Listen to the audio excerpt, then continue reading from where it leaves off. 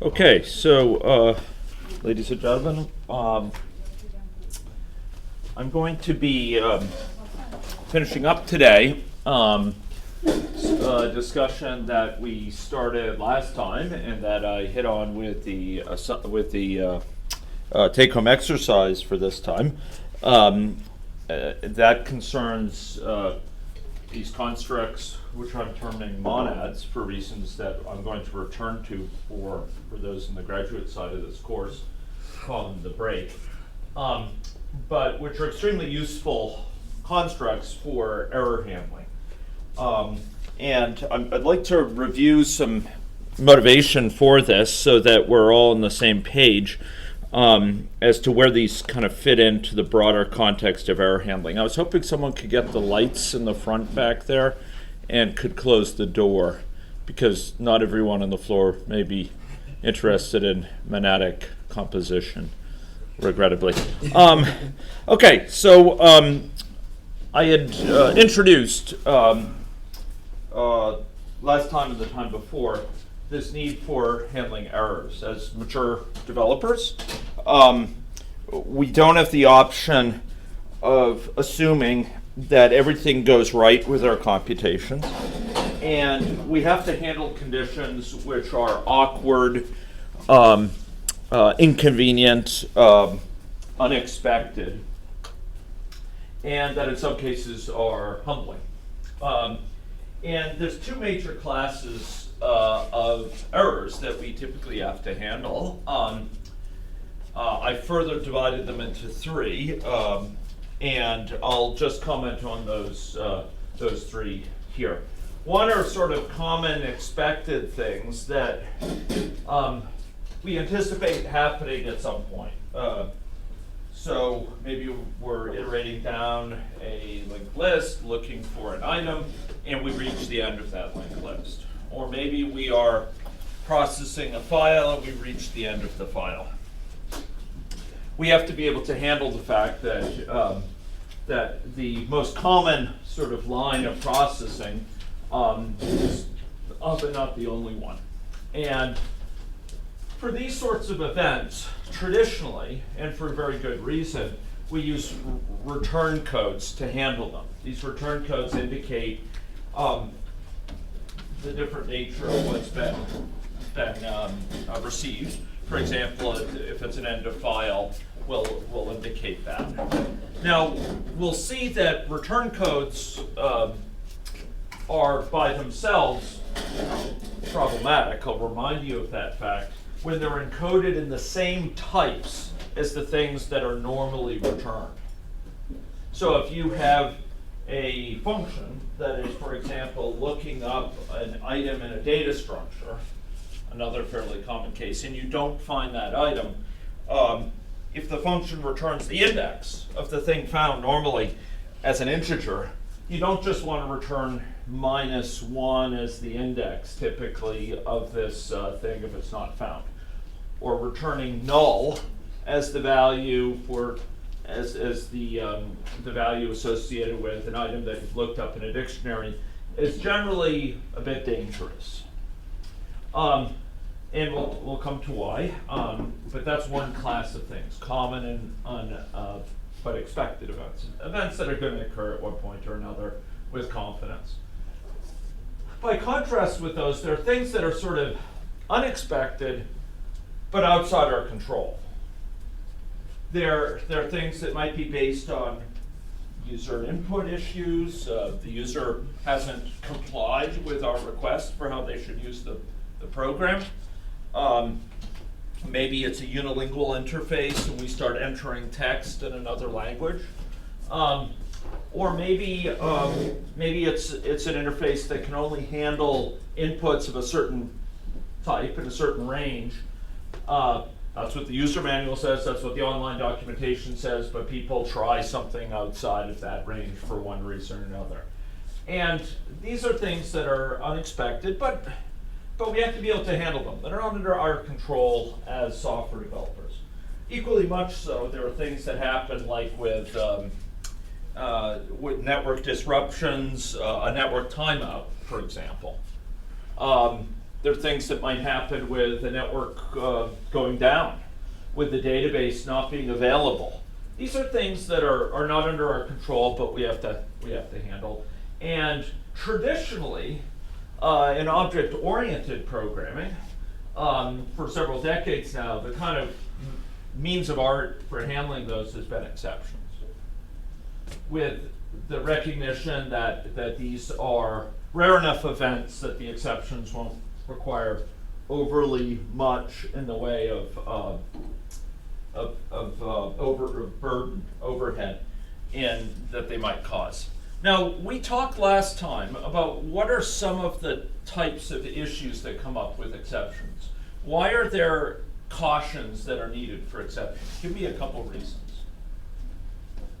This is again for motivation for us. Why are exceptions to be handled with care and with a lot of cautions around them? Why are we proposing an alternative to exceptions in many cases? Yeah. They're type safety concerns? They're type safety concerns. There's no guarantee that this result is going to be handled and handled well. What? Yeah. Pass them to pipeline. Yeah. So in the middle of a pipeline, if an exception occurs, it disrupts the entire processing of the pipeline. There may be lots and lots of pieces of data that can be processed just fine, but just because of one lousy exception, it knocks it out of the pipeline. I'd like to tap into that idea, though, because there's another key part here. Pipelines are composed, in many cases, of higher level operators applied to functions. What do we mean by higher level operator? Give me an example of a higher level operator in Scala. Yeah. Map. Reduce. Filter. Right? Fold. There's a scan. There's actually quite a few of them. We've focused predominantly on map, reduce, and filter. But these are functions, are higher order functions in the sense that they take a function as an argument, or for none of those, but in other cases, that definition includes things that return functions as well. And when we take a function as an argument, if that function throws exceptions, it's hard for the higher order function to know what to do with those exceptions in a general way. And in general, functions, as we know, I could draw the same figure again. Some of you have seen it now 3 times, right? If A calls B and B calls C, in many languages, including Java for runtime exceptions, A doesn't know anything about what B is doing, hopefully, due to encapsulation, and yet A can be disrupted by an exception thrown by C. It violates encapsulation. It violates this nice property that we separate the interface from the implementation of B, that we only deal with it through a well-defined interface. Suddenly you get this exception back that we didn't know to expect.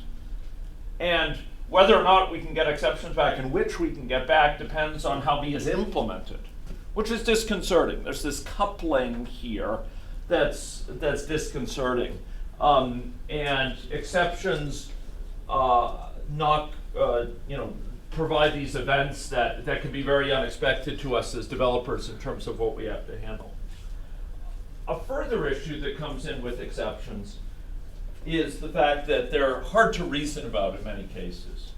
We have these try-catch blocks, and we're trying to reason about, okay, where code is going to go within this try-catch block, and it's distinctly nonlinear. The code may go to a certain point, then jump out into an exception handler, and then go to a finally handler, or it may end up getting rethrown up to the next levels up, and we're not quite sure what the meaning of that code is, because what code follows what depends on where this exception goes, where it's handled potentially in higher calling functions to us.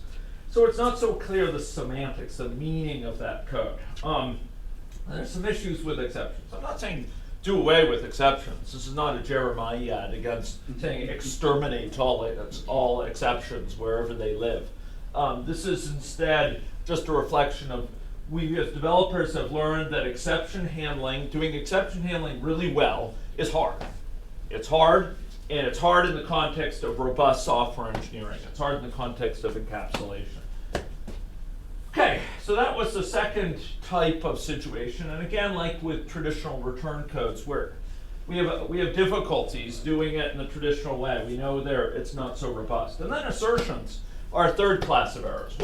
What's the distinction between assertion types of errors on the one hand versus these two earlier types?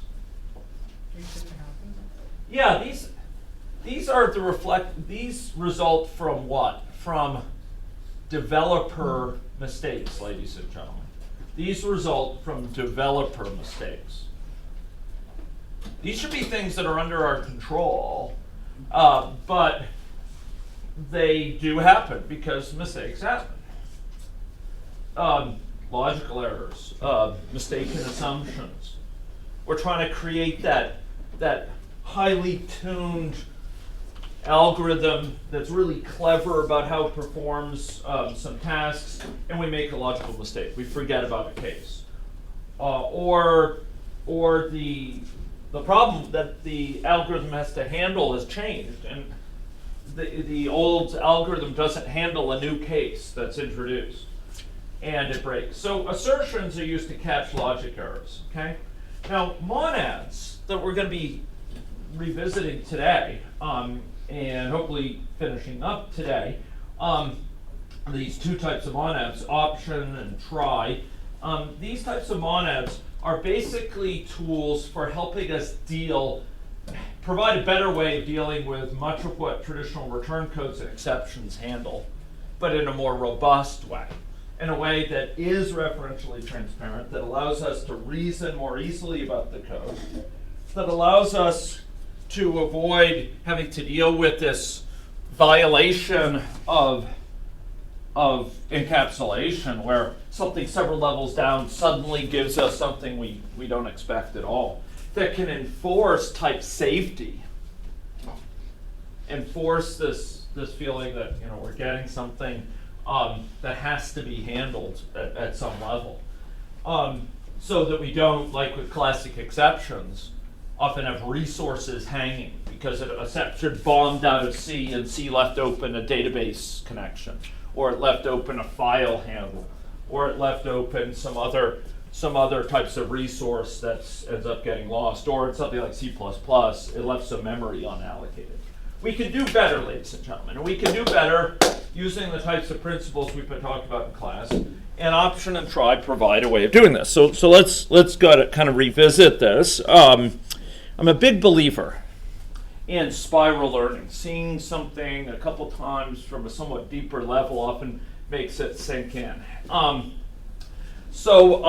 Here, we're going to be hitting on again some of these ideas that we saw before, but just trying to drive them in. So problems with exceptions, we've just seen those and reiterated them, and this is a case where we saw that before. Remember this vector fill thing? What would happen with this item here when we entered it and we didn't happen to have any item in these 10 numbers that happened to be greater than 0.95?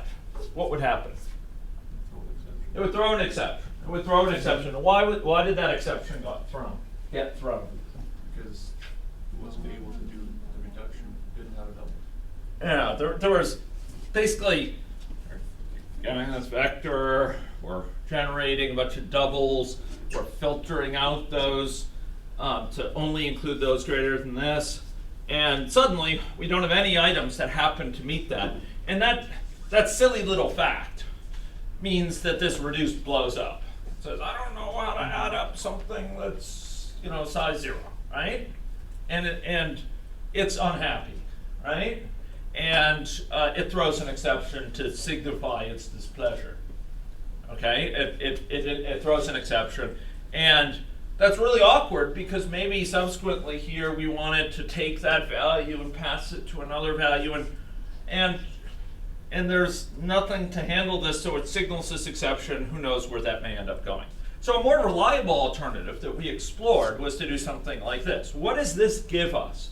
So, ladies and gentlemen, in general, if we abstract over the fact that this guy here, filter greater than 0.95, if we focus on this first line, what sort of data type would this give back? What does this give back here? True or false? Well, filter. Well, okay, filter, so... No, the condition gives back true or false. Okay, this is a true or false function, but it filters out to be a vector of numbers, and what does reduce give it? Yeah, a single number, a single double, right? This is a double, right? Double, boil, and bubble. Yeah, so, ladies and gentlemen, this gives back a double. What does this one at the bottom give? An option of double? This gives an option of double. What does that option of double mean in intuitive terms? Anyone say? Okay, so you have an option of double. What is? It's like a wrapper, right? Option is wrapper. It's a wrapper. Yes, it's a wrapper. It's a beautiful term. Who said that? My hat's off to you. That's great. It's a wrapper. It's a wrapper not in a musical sense, but in the sense of wrapping up that value, right? And in fact, we'll know that sort of wrapper, that sort of container, as a monad. Okay, that's the term that you graduate students with which you will enjoy a measure of acquaintance and familiarity, and perhaps a measure of pleasure of following the break. But I digress. So this returns a wrapper. It's a wrapper around a number.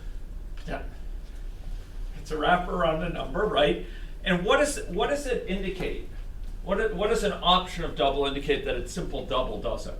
What can a wrapper of double be here? An option of double? Yeah. It's a type-safe way of having empty values. Yeah, you can have it encode something that's no value at all.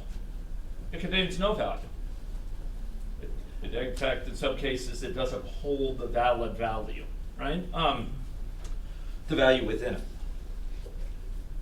Okay, so here we have a way of, in a robust way, basically saying, hey, I didn't get a value back from reduce. I don't have any value to return from reduce. And it's a way of signaling to things downstream that I don't have a valid value. And those things might handle that case differently. Maybe they read a default value from a database, or generate it via another algorithm, or what have you. Maybe they relax the condition to be greater than 0.9. They generate it, they handle it in another way, rather than just kind of bombing out with an exception that has to be handled with try catch around there. Okay, so in Haskell, the term for this, I know some of you are in 340 right now, and the term for option of x in Haskell is a maybe. We might have that value, we might not. But we know whether or not we have it in a type-safe way. And next time, in this very class, we are going to be seeing how we can use pattern matching to really nicely handle these sort of things. Today we'll just be referring to some features. And this is another example of brittleness. Here we have a set of random integers, and we created a bunch of pairs. And we divided the first of the pair by the second of the pair. And what awkward thing can happen here? Especially as we have large amounts of data, what could happen very easily? We'd have to divide by 0. These are, of course, little toy examples, but the point is there's a lot of cases when we're dealing with particularly lots of data, lots of customer records, or lots of scientific data that we've collected, where somewhere in there's awkward values. There's not a numbers. There's zeros. There's things that we don't like to have to handle, but we got to handle because we're mature. All right? And here we can have it divide by 0, right? And rather than having this bust out of here with an exception and have to be handled by a try block that somehow restarts the pipeline, having fixed this up or what have you, rather than having it break our pipeline, we have a nicer way to handle it. We wrap our values in tries. So we wrap this division in a try. And what does that give us? Wrapping it in a try gives us what? What do we get back? What's the return value? What's the return value of this original, any of these three original lines, 1, 2, or 3? What are the return values for that? Well, these ones up here, 1, 2, and 3, they actually return back integers. A and B are integers here. We could have actually said A is an int, B is an int, if we wanted to be more clear about that. But these are integers, and it returns back, actually, each of these divisions returns back an integer. So we get out of it a vector, ladies and gentlemen, of integers, okay? It goes from a vector of pairs of integers to a vector of integers, okay? You can try it out. By contrast, what does this one down at the bottom give? A vector of try events, okay? Okay, it's a vector of tries of ends. So these are attempts at creating, and what if it fails? Well, what if it succeeds? What do we have? A vector of successes that contain numbers. Just like with option, we have sum, S-O-M-E, sum number. Here we have a vector of successes holding numbers. And what if it fails? What do we have inside that try? The exception. We have the exception inside of that try, which documents where it occurred, what bad thing happened, you know, a little bit about its context, which is really nice. But it's a value, ladies and gentlemen. It's a value. It can be processed like any other value. In fact, we could say retry it under these conditions, etc. It's just a value, and it doesn't break our pipeline. We could have successive stages of the pipeline here to handle these numbers, processing it in this way, adding it up in this way, and we could handle this just like another value in a clean way. In a way that doesn't require our callers to somehow know how we've implemented this, unlike exceptions. So I had asked you, you may be wondering why I decided to deal with that. So I had asked you to take on a little exercise. And I can show you my solution, but it's more fun, I think, at least for me, to sort of not give you the answer directly, but to discuss it. Okay, so here we have some Scala code. Okay, so what I asked you to do was to read some things from the command line. In order to do this, for those watching from around the world online, you have to import. We're importing scala.util.underbar, so all the things in scala.util, and I'm importing also scala.io, right? For readline, right? So there's this thing called readline. And it says, you know, give me a number, right? And we can give it a number. Boom. And it gives me back a string, right? Yes. Question about Scala on the REPL. Yeah. On Tux World, Yeah. I divide by 0 with a try, and I get failure divide by 0. Yeah. On my computer at home with the exact same version of everything, if I put try divide by 0, it bombs out of the REPL. Do you know why? So my answer to that is a definitive and a stentorian mumble. Okay, so no, I have never encountered said dysfunction. It is part of the definition of Scala of how it should return. So all I can think of is that there is something broken with a capital B, and you might converse with other people in the class. Has anyone else encountered that? I was about to say, like, it works perfectly fine on my Windows setup, so. Yeah. So it should never bomb out. And if it bombs out, it is a problem with the installation, I think. I would, if I were you, I'd try reinstalling it, because that doesn't make sense to me. That's like saying, you know, adding two numbers leads to, you know, a hanged situation or something. And I'm wondering if it's actually not that, but maybe if that's the first expression evaluated, maybe it's some startup transients. It seems hard for me to believe that particular expression is causing much problem. But my answer is again mumble. Yeah. I also probably have is it the problem with dividing by 0 actually hangs the program? Is it the problem? Yeah. No, it's that No. it crashes it. Oh, crashes. Yeah, Yeah, that's the problem. I can do adds, I can do divides and stuff like that, but if I divide by 0, it doesn't return failure, it Yeah, kills yeah, the REPL. That's my problem, and I'm using Scala 2.10. I'm not sure if that's Uh-huh. the problem. Okay. I could conjecture. I have reasons for conjecturing whether it's an Intel or AMD issue or some other thing, but this should be running in the Java virtual machine. So it suggests something with the Java virtual machine maybe is off rather than something with the native code. But we don't have time to go into that here. I would maybe show it to Merlin, the magician, who might be able to do more than mumble. He might wave his wand at it. Okay, so good to hear. Anyone else who has experienced that? Maybe you could talk some with Connor after class and see if you could work towards a common resolution of this. Okay, so readline is here just returning a string, right? So if we want to convert a readline to an int, what do? We could do to int. And I'm going to enter a 3 here, and it returns a 3. What if I give it something that's not an integer? Foobar. Exception. Right? Exception.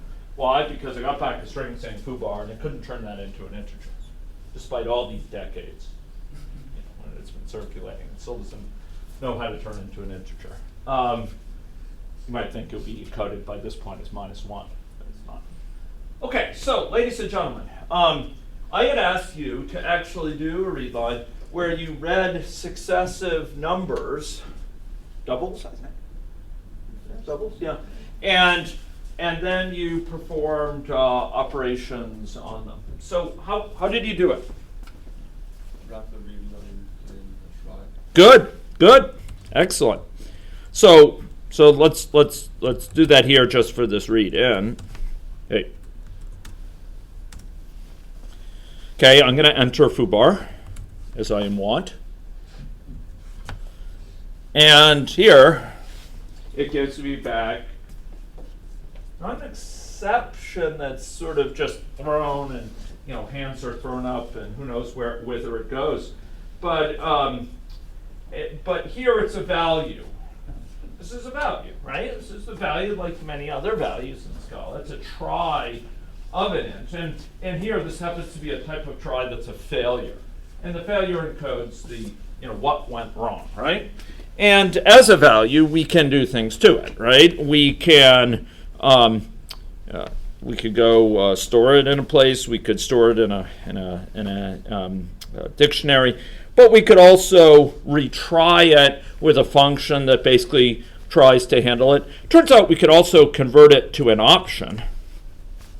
And here we go. And this converts, for example, to a none. Whereas if I had entered 3, it would convert it to a sum. So there's many things we could do with it. So we'll talk about it. But I asked you to do one after the other after the other. And I want to know, how did you do that? How did you read in one? And then how did you read in the next? And how did you read in the next? And then you prob the values. What did you do? Define So speak. I define that as a function, and then I find a new function to take in 2 of those. Okay. So that's one way to do it. I had in mind something that was actually all in one line. Yeah. Phil? Sorry? Phil? Okay. Yeah, you could do it. Okay, that's an interesting idea. Do you mean a try? Yeah, okay, Phil is a really interesting idea, but I actually wanted it so that if one failed, it wouldn't bother asking for the others. Do you want a 4? Flat map? Flat map. Oh. Flat map, ladies and gentlemen. Which is a book. Hats off to the lady. Flat map. I'll say it one more time. Flat map. Okay. So why flat map? How do we use this flat map?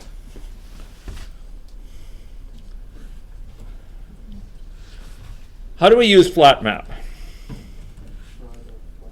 Okay, so here we go. Here's our little thing here. And we're going to say flat map on this thing. That's why I gave a hint for a flat map. By the way, you'll get credit if you tried it otherwise. But that's great. I wanted you to think about it. I'm intrigued by the idea of doing it. In fact, I'm intrigued by several of the different things I heard. I think that's great. This is what I had in mind. This, and you do a flat map on this.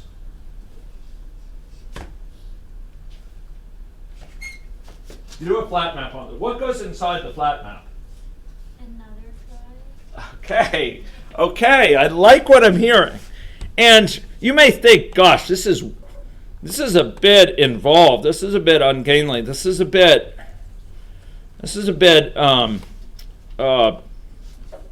non-obvious where this is leading. But there's going to be a hidden pattern here that we're going to see that bespeaks a whole class of issues. And it's how we capture sequencing in this sort of context. And we're going to see that there's a much nicer way to do this shortly. Okay, so here we got this thing. And let's suppose we're dealing with just two of them for now.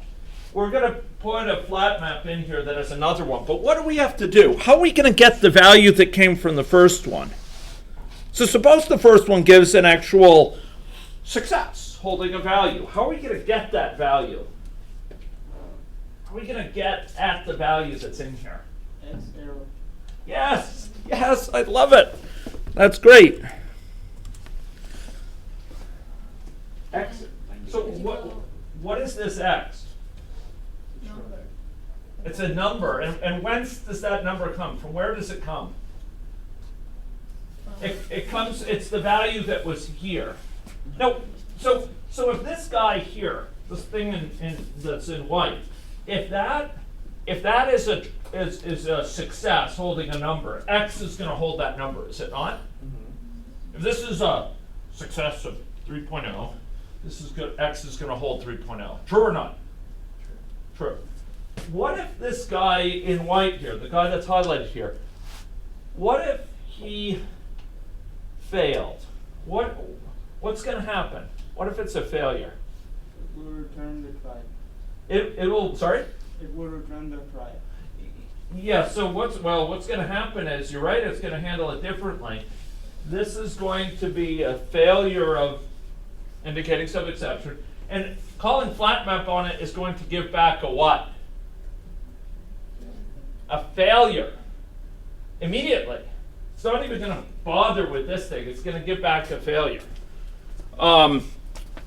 So I'm going to put this in here. Now, this internal flat map, this try, what do I have to do there now? Map y. X plus y. Yes.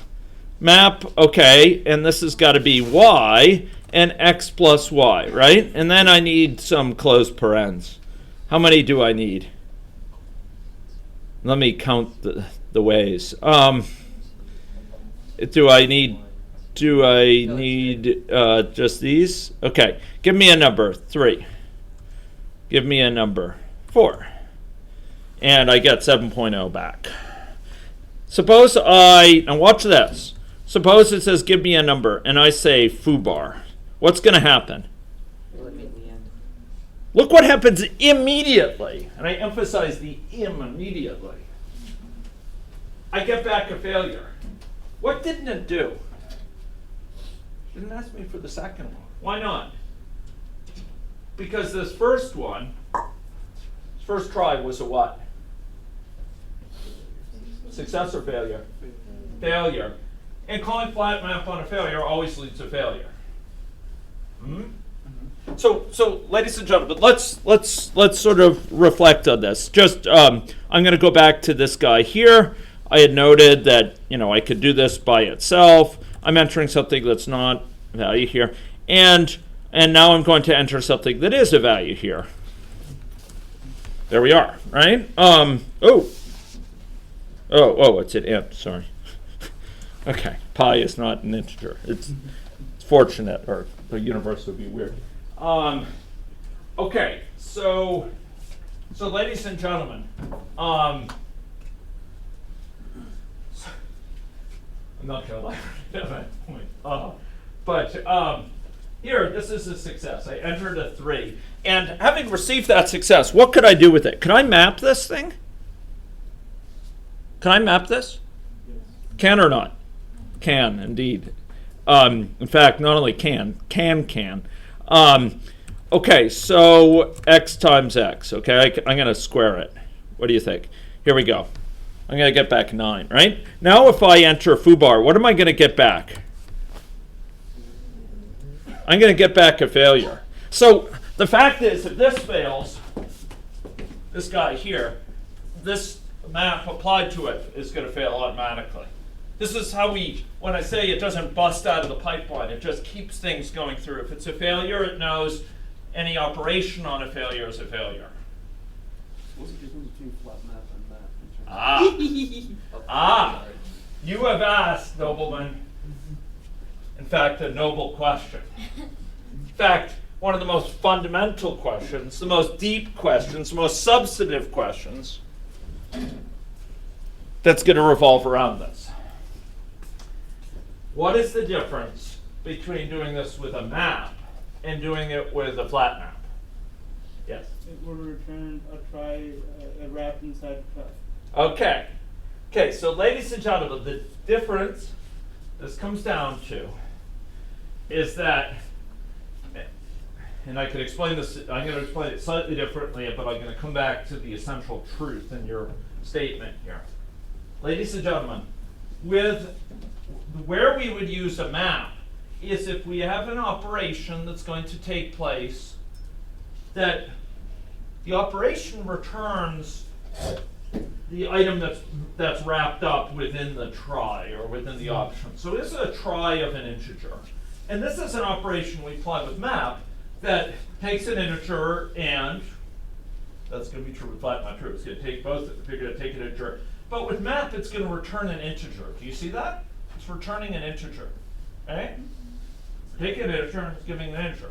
With flat map, where we're going to use this is an operation that doesn't return an integer. It's going to return a try. Try of it. Okay?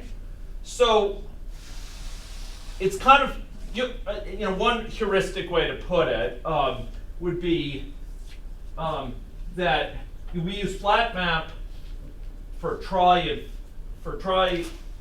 situation where we're dealing with failures and successes. Flat map would use for something where the operation we're giving it, the function we're giving it, can itself fail. Whereas here, if we have a double or an int, we could always square it.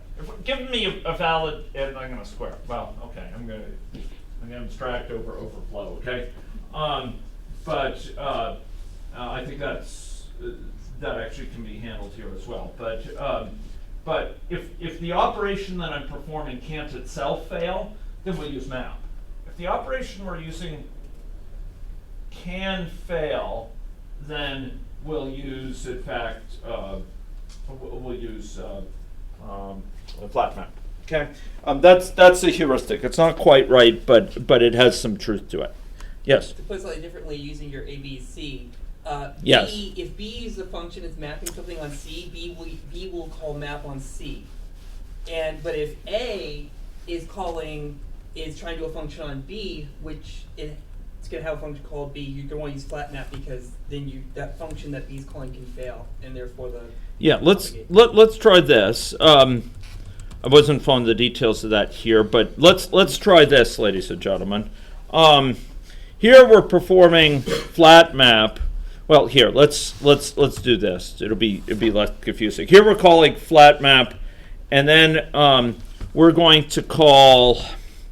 Okay, here we have a flat map. Give me an int. If this is return a failure, this call to flat map will immediately return a failure. Will it not? Immediately return a failure. Now, if it succeeded, if this first guy succeeded, x, it will in fact invoke this. Okay, x is going to be bound to the value that it got, and now we're going to be trying this. And if this succeeds, then we're going to perform this. Y is going to have the value from that, and we're going to add these together, and we'll all be fine and happy, right? Right? So watch this. I'm going to do this. Give me a number, and there we are. We have a success of 7, right? Let's put a nice little thing in here, so it's read line. So we'll get a nice little better formatting. Okay, give me a number. Okay, give me a number, 3, 4. Okay, there we go. Ladies and gentlemen, suppose now that the first of them failed. This flat map is just going to short circuit, right? It's going to be calling it on a failure, so it's automatically going to be a failure. If, by contrast, the first succeeded, and then the second one returns a failure, what's going to be going on with the map? It's going to fail as well, because this thing is a fail. This map is being called on the result of a try whose internal thing that failed. So it's going to be a failure. Calling map on a failure is a failure. And we are going to be returning here we're taking an X, which is a succeeded one from the first one, and we're returning a failure as a result, because we're calling map on a failure. Eh? And if both succeed, then X has a value, Y has a value, we add them together, and life is good. But isn't that the same for map as well? Sorry? Isn't that the same for map as well? Isn't that the Same. you mean for flat map? Or, Well, don't they do the same okay. thing? No, they absolutely do not. Flat map, so let me see if I can distinguish this, because I'm clearly not communicating it clearly, and I'm grateful for the feedback. So let me try to put it as boldly as I can. Flat map and map take different things, different type signatures of the functions coming in. They expect function, both of them take a function. Both of them are higher order functions, they take in a function. But they take in functions that return different things. For map, we take in a function that takes, in this case, an integer and returns an integer.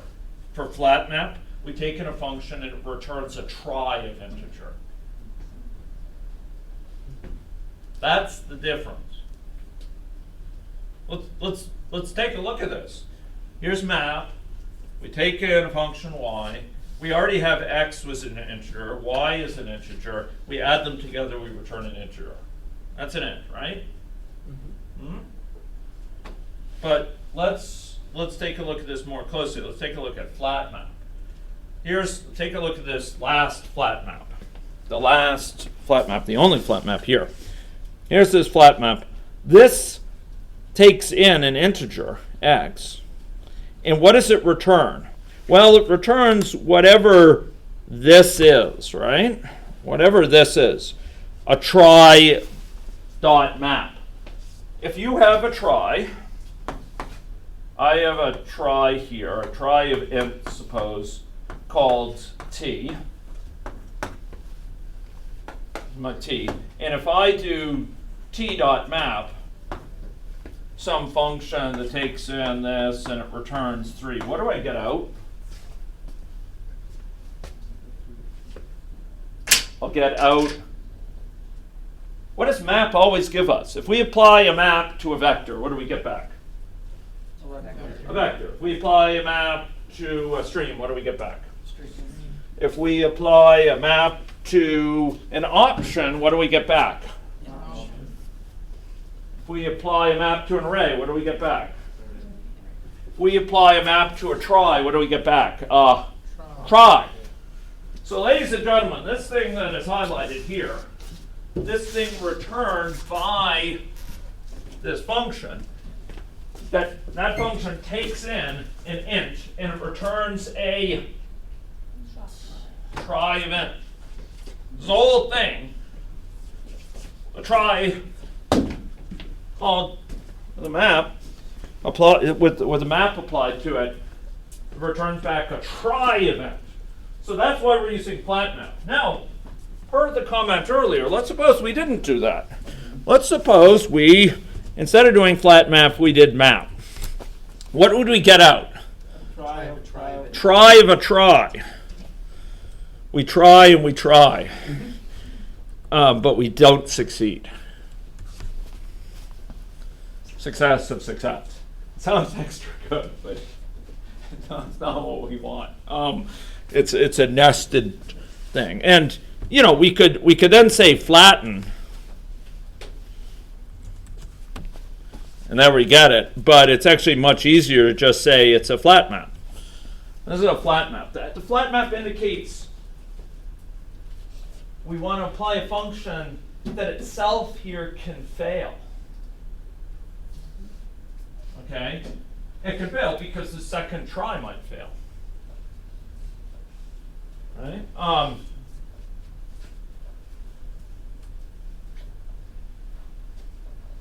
We saw flat map in another context. I don't know if you remember it. When did we see flat map the first time? We were parsing lots of text. Oh, you're parsing lots of text. We had an array, for example, of strings, and we wanted to turn those strings an array of lines. Remember that? Yep. We had an array of lines from a thesis. The design of a smartphone. Remember that? Yeah. And we for each of those lines, we want to turn it into what? A bunch of words, right? Yep. So each of those lines was itself turned into an array of words, right? So we had an array of lines, and each of those lines we want to turn into an array of words. And if we just called map to break them up into words, what would happen? We get an array of arrays. And so we have to call flat map to get just back an array. All flat. Not an array with these arrays in it. And it's the same thing that occurred here. If we called this with map instead, we'd get a nested thing here. And we could flatten it after the fact, but it's just much easier to call flat map. So flat map we will call typically when the operation that is being performed can itself fail. Itself returns a monad. Right? This operation here, taking in an x, it's going to take in an x and it's going to get a y. It's going to try to get a y and add them together, but it can fail because the second read line can fail. Eh? Okay, now, how does this change if we want to do 3 of these in a row? Change map to the flat map and do the same thing. Okay, good. So here I am going to take this, and this is going to be a wee bit ungainly, ladies and gentlemen, but we're going to do something like this, and probably it'll be an unhappy camper, but I'm gonna try, and then I probably need an extra thing there. Okay, and then I need to fix up. Oh no, that's not what I wanted. Okay. Oh, wait a minute. Okay. So what do I have to fix here? First of all, I have a y, an x, and then I have a y, and then I have a z, and then I'm going to add them together. X plus y plus z. Let's try this. I probably screwed up some paren, but let's try it. Okay. 3, 2, 1 was the magic keys. Okay, so here we have a flat map. Why do we have this first flat map? Because we get a try. Because when we may have a perfectly valid x from the first thing here, but trying to get the y or the z might fail. So this is so this thing here, this function that takes in an x and gives us back something, it can't just give us back a number with certainty. It has to give us back a number with the possibility of failure. So this function here takes a number, int, and it gives back something. It's got to give back a try of an int, not just an int, eh? Because getting the second number or the third number might fail. Okay. Why the flat map for the second flat map? Why that? Here we already know that the x is legitimate, and this function here that's being called it's only going to be called if the y is legit as well. So why does this need to be a flat map? Because the Z has to be legitimate. the z might fail. The z might fail, and therefore, what we're going to get back, even if we have an x and y that are valid, we might not get a z that's valid. So we have to be able to return not an int. If we get in this y, we know that x is valid if we're here, and we get in this y, and we know that's valid, but we still might fail because the z is not that's given is not appropriate. So we're going to return not an int, but a what? A try event. And so this has to be a flat map because it can fail. Eh? Yes. What if we want to take or add up 100 numbers? Do we apply flat map 99 times? Yes. And guess what the last one is? No. A map. But we'll see a much more beautiful way to do it. Okay? But yes. So flat map, it's not quite flat map all the way down, but it's flat map all but the last. And the last, because any point along the way can fail, and then the last will be in it. Okay? It will be a map. It will be a map. Because this is going to, yeah. This, so we'll generally do this. Now, the interesting thing is, so much of teaching has to do with providing a basic understanding that's a bit flawed, but it basically gets you most of the way. And then sometimes you have to tell, that okay, as I said earlier, it's pretty good to think about it about this general rule that basically that's the deal, but it's not quite the fact that we use map when it can't fail, because we can use map even when it can't fail. I'm sorry to tell you, but it's gonna bust your beautiful understanding for an ugly fact. And Huxley had to deal with it first with the theory of evolution. But there we go. Okay, so let's try this. 3, 0, 0. What's going on here? Now I got to explain to you why. There's a clear reason why that map here is okay. Suppose this expression fails. Mapping of this thing z goes to x divided by y plus z. I entered 3, 0, 0. Did this expression succeed? Well, let me ask this. Did this expression succeed? The read line 2 int? Yes. Succeeded, indeed. Thumbs up. Did this next expression succeed, where we get the x and then we try getting a second number? Did that succeed? Yes. Did this third one with the read line and 2 int, did that succeed? Yes. The big toe is up even. Great. So we got those three numbers, x, y, z. So you notice x is bound by this outermost thing. That x is remembered all through these internal things, right? These are all nested within that function. Remembered y, and it's got z. Did this expression here succeed or fail? Failed, ladies and gentlemen. But it didn't cause an exception. Why not? Because map always returns a try, so it lasts. Yeah, we're applying a map to a what? Try. To a try. We're applying a map to a try, and when you apply a map to a try, you always get back a what? Try. And that map, that function you apply to the map, can itself fail, in which case you'll get back a failure of a try, try that represents failure, and otherwise you'll get back a try that represents success. Eh? Does this make sense? Yeah? Okay, ladies and gentlemen, the same basic thing. So I know this has required a little bit of mental gymnastics. This is not easy to understand. And I've got a bunch of slides to try to help understand this further. But if you can basically get your minds around this, this will carry over to basically any type of monad. Option it carries over to as well, amongst other things.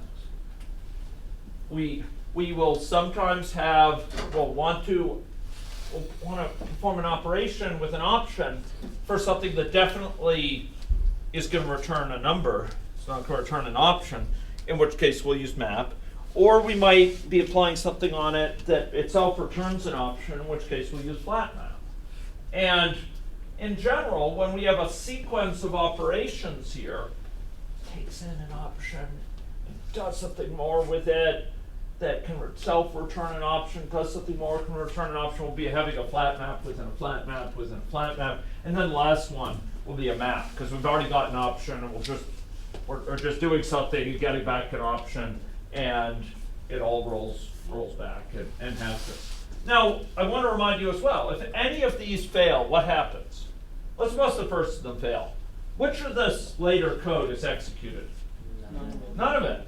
Just immediately short circuits. It knows, oh, I got something that's invalid. I'm not going to bother trying to do these successive operations on it. But if it is a value which is legit, in that case, it continues to go through. So this is why I say when we have pipelines, if we have an invalid value, the pipeline still works in the sense that it traces the value through the pipeline, and it keeps for try the metadata about that value, why it failed, where it failed, all along the way. And it lets the rest of the pipeline operate out, because these operations on a failure are itself a failure. Okay, so ladies and gentlemen, any questions in that before I return to some sort of more structured comments about option and try? So in terms of the class take-home exercise, these are the sort of things that I did here. Yeah. Okay. Okay. So option. What is option? Option is encoding possible absence of a value. We either have a value or we don't. But why is that better than null or -1? Why is it better than -1? So option event, why is that any better than -1? Yeah. Because it's a lot more descriptive than -1, and you might use -1 as an actual valid value. That's right. You might think -1 is a value, so you index into an array, trying to get index -1, and it breaks, or you get the last value, and that wasn't what you intended. So here we actually have a clear distinction, and I say it's a type safe distinction because it's not going to allow us to just take an option event and look up that index in it. Let's take an option. Let's go do an option here. So this is type safe. We'll see. Yep, we'll see this, and we can perform all these operations with it. Common uses are to return a value of calculation output of a filter. Return value from a data structure, right? And we can have these nice pipelines and have them work. So this is how you create options. So let's go create an option of n, and let's do some operations on it. These are just a few that you can do. Let's try this, okay? Here we go. So I'm going to say val 1 equals sum of 2. What does that sum mean?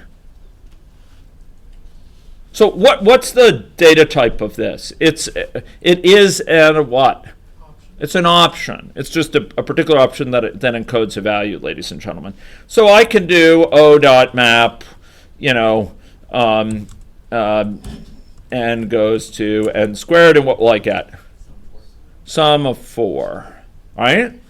I could do O2 equals none, right?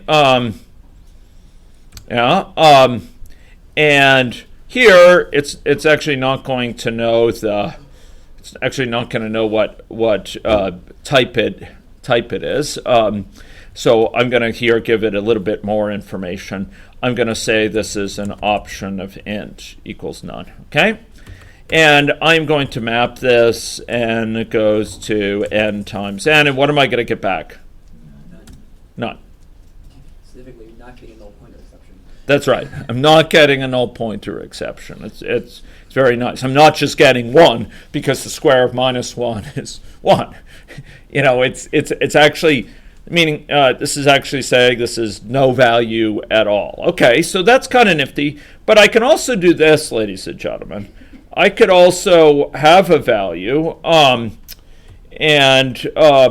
I could use it in a way that then I want to find out, okay,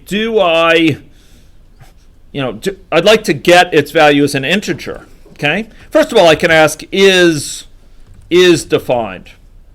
This is false. Why is it false? Because it's none. Whereas O1 is some number, so it's true.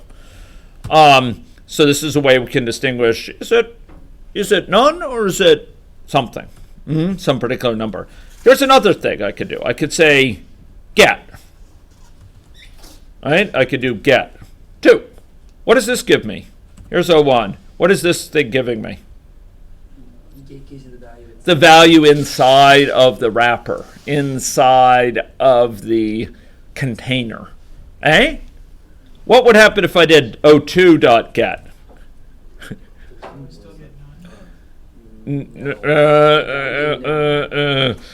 Ladies and gentlemen, the moment of truth.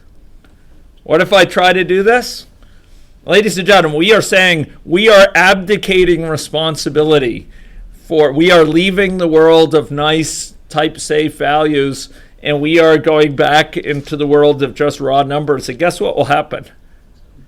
Exception. Boom. No such element. Okay? But in general, we won't do that. We'll do something like get or else. Here, we could say get that or minus 1. But if we have this, we'll have 2. Ladies and gentlemen, these are numbers. So we can ask is empty, is defined, get or else. And we could actually do or else, where we actually perform an operation. We don't just substitute one particular value specified. We actually perform an operation if it doesn't exist. Okay. So this can encode value. So here we go.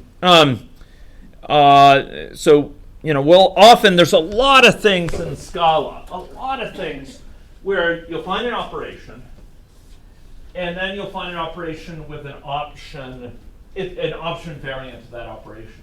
The original operation might return a raw value, but it's fragile. It may throw an exception if you use it in a case which is bad. For example, you get a value from a data structure, and it returns an exception if it can't find it. But then there'll be a variant of it that's an option.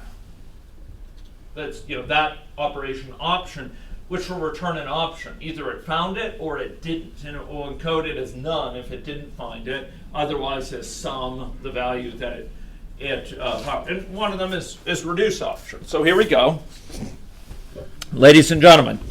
Let's go do this. Right?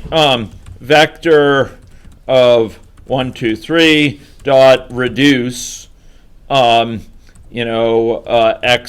so we'll do this. Has to take a binary operation, a binary thing, and here we are, 6, right?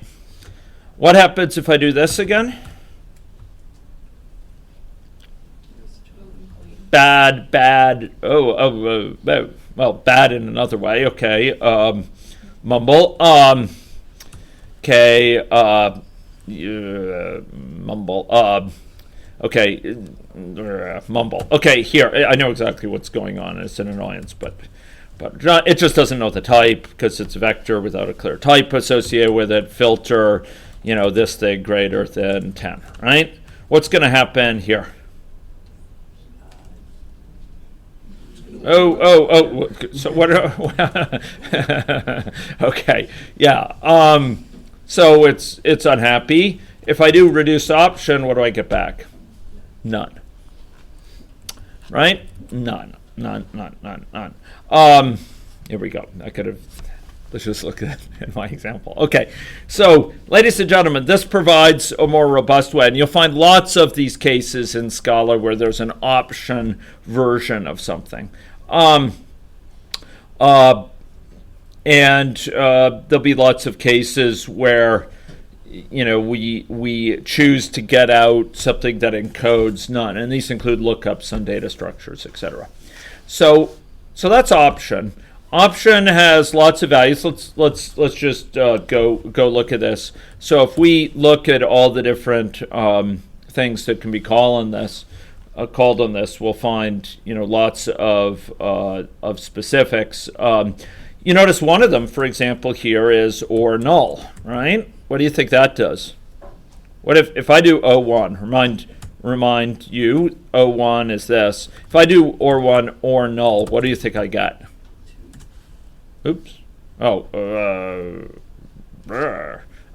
Yeah, because this is it would have to be sum of some reference, and I'm not going to go into that. But fundamentally, if this was a reference type, it was an option not of a primitive value like 2, but of some reference type like person, or null would basically either give the person that's referred to it or null back. Okay. Try. So try is similar to option, but further encodes the metadata about any failures that occurred, right? It includes information about what exception might have happened, where it happened, etc. There's still get or else. In or else, you can ask, is it success or is it a failure? You could convert it to an option, whereas if it's a failure, it's none. And you can apply a recover and recover with, which basically applies a function to this value that tries to recover. Okay, here's an example of a little bit of code that has a bunch of URLs. And some of these URLs may be successful, some may be incorrect in the sense that they don't yield valid things. So, ladies and gentlemen, maybe we'll just have a little bit of fun. We have a few minutes here. Let's try this together. So be sure to import scala.io, and we'll create a collection of URLs here. Okay. So we will go do val call URLs. Maybe we'll just say URLs. Okay. There we go. And we'll make it a vector of, and let's put in let's put in 2 valid ones to HTTP. Let's say search CNN, and now let's put in a fake one, my fake URL. Okay. If we're lucky, no one will have defined that. Here we go. Here are URLs. Okay. There's a nice vector of URLs, vector of strings, right?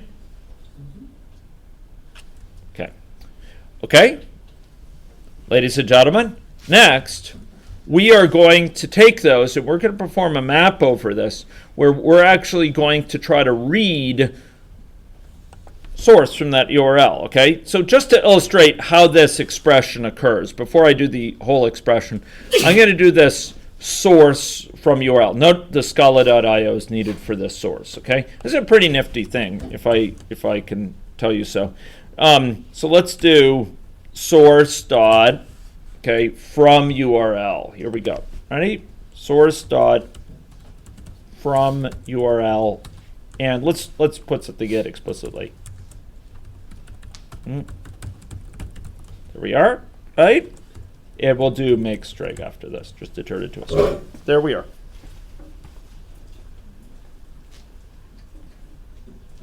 So what's going on? Tell you what's going on with my machine. What are we seeing there? Sorry? So what is this clearly indicated with my machine? You're not logged on. I'm not on the wireless network right now. I'm apparently I'm connected with here we go with U of S public. And what does it want me to do? Give you a password. give my password. So, okay, fine. I'll go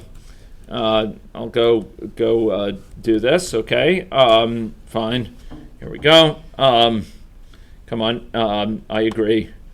Okay, now I'm in fine shape. Okay. Okay. Here we go. So now let's go get it. What is this? What is this? That's the web page in HTML. That's the web page in HTML there, right? So here we've obtained the web page from this URL as a string. Okay, good. So having done that, let's now perform that operation to all these URLs. But before this, let's put in something that's a bad URL. My bad URL. Right? Okay, just to make sure it's bad. Okay. Okay, so what happens? It obviously fails because that doesn't exist. It obviously fails, yeah. I know how it's That's right.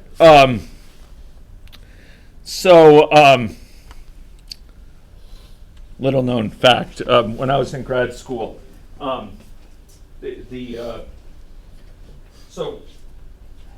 I don't want to drag the story on too long, but so there's a legendary character named Ben Bitdiddle that features in this introductory programming text on functional programming.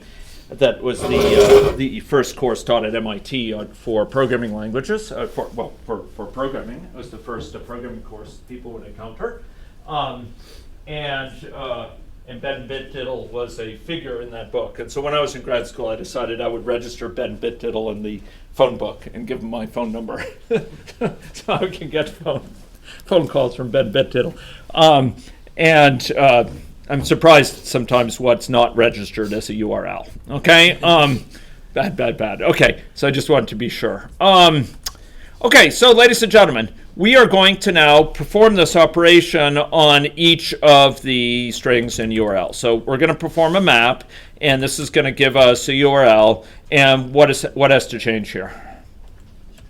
Yeah, we need to do it from the URL and make string. Now, what will happen if we do this, ladies and gentlemen? It'll fail, Yeah, why will it fail? because one of them's bad. One of them is bad, indeed.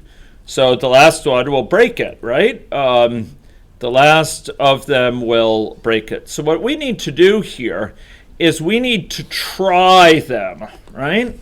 Here, let's do a try here, right? We'll wrap it in a try, and this will give us back. What was, if all of those had succeeded, what would we have gotten back? Well, we were applying a map to a vector of strings, and what would we have gotten back?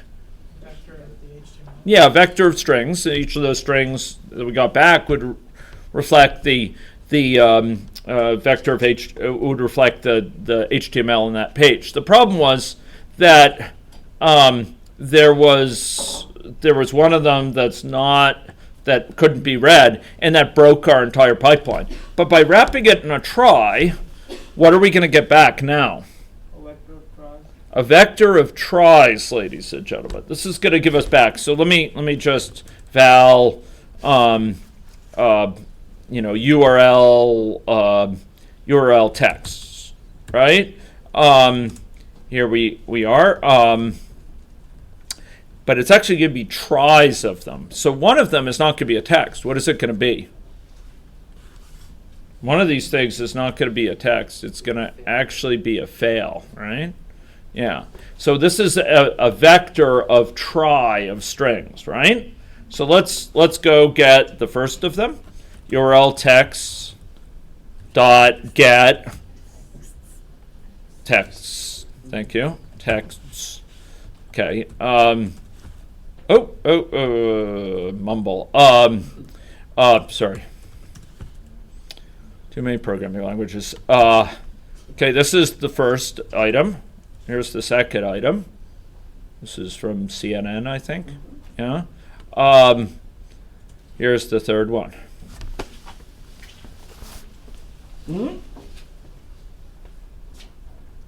this is a failure, indicating what? You It's did not- the it's URL I properly. didn't even know the protocol to use because I just said my fake URL. I didn't even tell it HTTP this thing. You recall URLs here, right?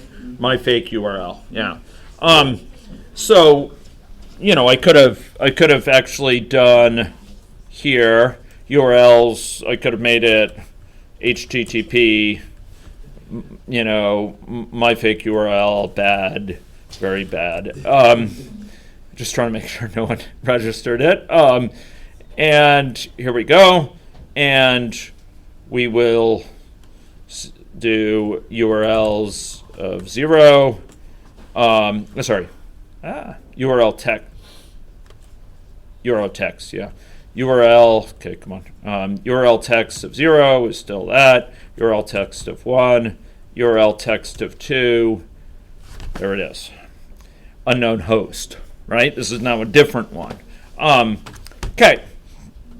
Now you'll notice that per my comments here, if we go and we look at these, there'll be a bunch of these that actually do return an option here, right? You'll notice, for example, there's head option, which if it's empty will return that head, will return none, otherwise it will return head, etc. Okay? Yes, Scott. Yes. Why would they ever not use an option? If they know it's not broken. Yeah, but compatibility with Java. Remember, Scala is totally compatible with Java. I see. And you want to be able to call Scala things from Java and call Java things from Scala. It has to live happily within that ecosystem.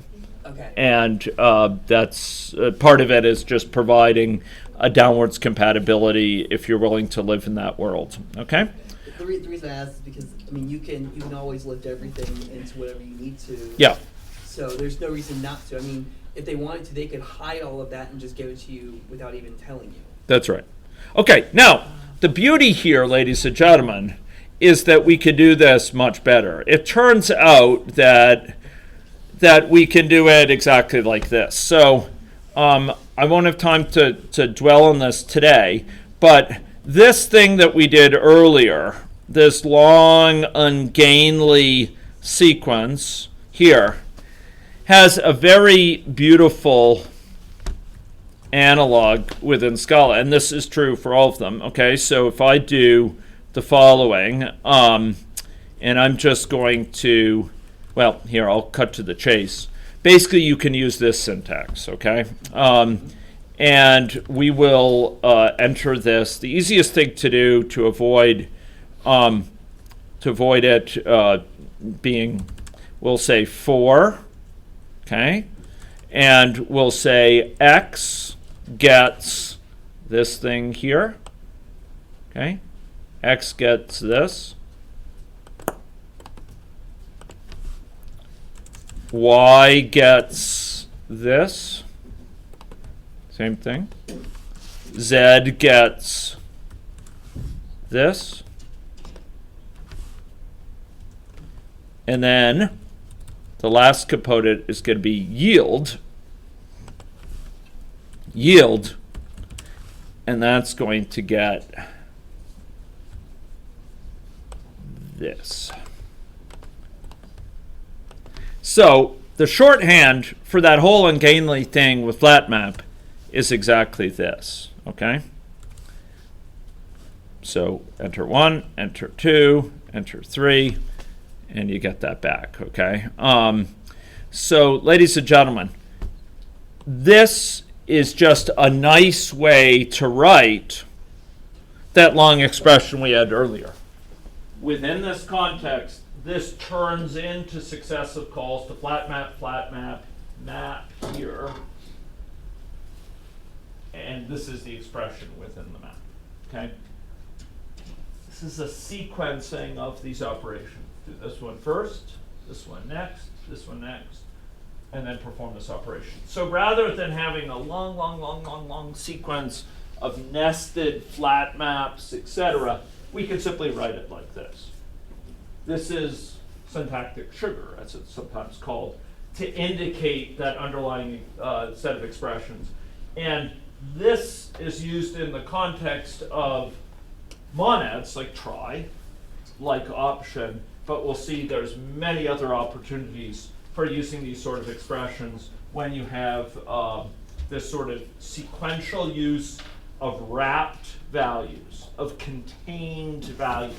Just like try contains a value, option can contain a value.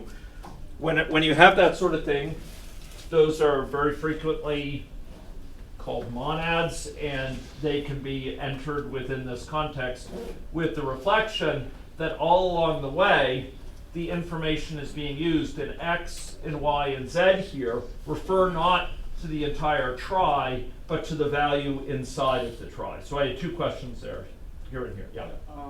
Can't we do something like this in a loop? Because if we have like Yes. 500 values. Precisely. Yes. There's loop. In fact, we perform for loops using this very similar notation, and you can loop over each element of a collection. So yeah. Question. Yeah, it was kind of a similar question, but for an arbitrary number of values, it's still hard code to say the name and the Yep. values. Yep. But then- For an arbitrary number, you would, you certainly need to modify this sum in terms of, the specifics of this. But the general approach that you're using successive flat maps to carry along the information that you could actually have a value, a particular value, or a wrapped value carries over. Yeah. Kind of related to the whole point of using try or what's the overhead of a try or an option? It's not that, it's a very good question, and it's not that big compared to an exception. It's quite a bit smaller than for exceptions, traditional exceptions. Question? No, sorry, I was wondering if it was possible to say get a collection like a vector or array of tries and then reduce using flat map in part of the reduce operation. Yep, you could do that.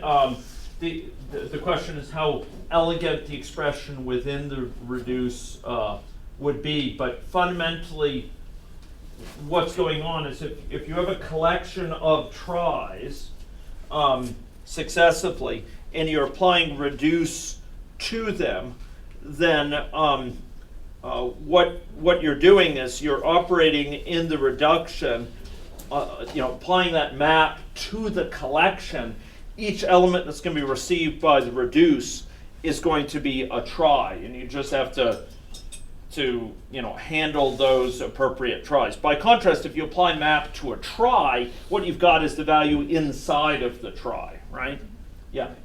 Well, on that And maybe we'll move these till I can answer this question, but people who have to leave, please be encouraged to do so. We're beyond time now. Yeah. I was just saying, if you're gonna reduce over a set Yeah. of tries, you're gonna want to make sure that the function uses it or else, so that exactly. so you return the identity. So otherwise, one bad value will completely screw the Precisely. reduce. So you'd have to handle them as try values, and get or else would be a good way to do that. Yeah. Good. Okay. So let me stop this recording.